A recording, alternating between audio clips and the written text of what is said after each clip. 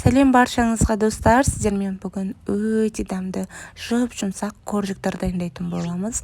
Достар, менің каналыма тіркеліп қоюды ұмытпаңыздар, және де қоңыраушаны басып кетіңіздер. Ең алдыменен бір пиала айранымызды құйып аламыз. Оның үстіне жарты шай қасық шамамен ас содасын салып аламыз.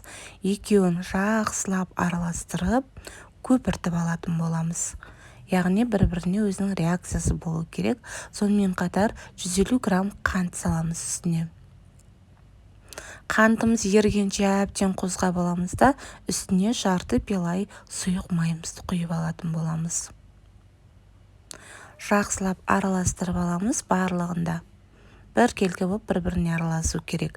Міндетті түрде електен өткізілген ұн қосасыздар. Електен өткізсеңіздер, коржиктарыңыз арасы пышны болып, яғни күшті болып шығады. Оның үстіне міндетті түрде ұнның үстіне разрыхитель салып алыңыздар. Яғни қамыр қопсытқышымызды жақсылап араластырып, ұнымызды барлығын шанышқымыздың көмегімен араластырамыз. Өйткені бізде қыздар қамырымыз жұп-жұмсақ болуы қажет. Қатты кәдімгідей қамыр илемейсіздер. Жұп-жұмсақ, қолға жабыспайтындай етіп қамыр илеп аламыз. Көріп тұрғандарыңыздай енді кезекте қолымыздың көмегімен аз-аздан ұн себе отырып қамырымызды илеп алатын боламыз. Енді кезекте жерге осылай столымыздың үстіне, яғни жақсылап жай ғана қолымыздың қатты салмағын салмай осылай илеп алатын боламыз. Ұн сеуіп басын біріктіріп кішкене қамырымыздың, көріп тұрғандарыңыздай өте жұп-жұмсақ қамыр болып шықты. Осы қамырымызды енді жайып алатын боламыз. Мінекей көріп тұрғандарыңыздай артық көп ұн сеппеңіздер, себебі коржиктарыңыз қатты болып қалуы мүмкін. Жұқалау етіп жайып ала беріңіздер. Мінекей енді кезекте осыны қамырымызды формамыздың көмегімен, менде осындай форма алдым, арнайы форма болған жоқ. Барлығын осылай формамыздың көмегімен жасап шығамыз. Сонымен қатар қамырымызды қолмен алмаймыз. Керек емес жерлерін алып тастаймыз алдын ала.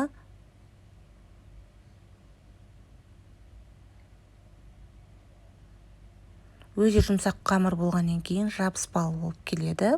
Мінекей енді осындай бір жалпақ, осындай арнайы кондитерский ненің көмегімен мен салып алдым. Өйткені қолда үзіліп кетуі мүмкін. Барлығында осындай бір заттың көмегімен салып алсаңыздар болады. Мінекей қыздар барлығында жайғастырып орналастырып алдым. Енді кезекте үстіне айранның өзін жағатын боламыз. Айранның өзі қыздар жылтыратып, бетін әдемі алып шығады. Жұмыртқа жақсаңыздар да болады.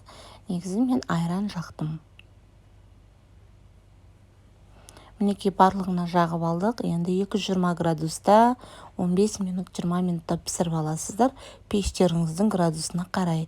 Мінекей достар, менің коржигім дайын, жұп-жұмсақ, кәдімгі буфеттерде сатылатын коржиктан ешқандай айырмашылығы жоқ. Мектептерде осылай көп сатылады.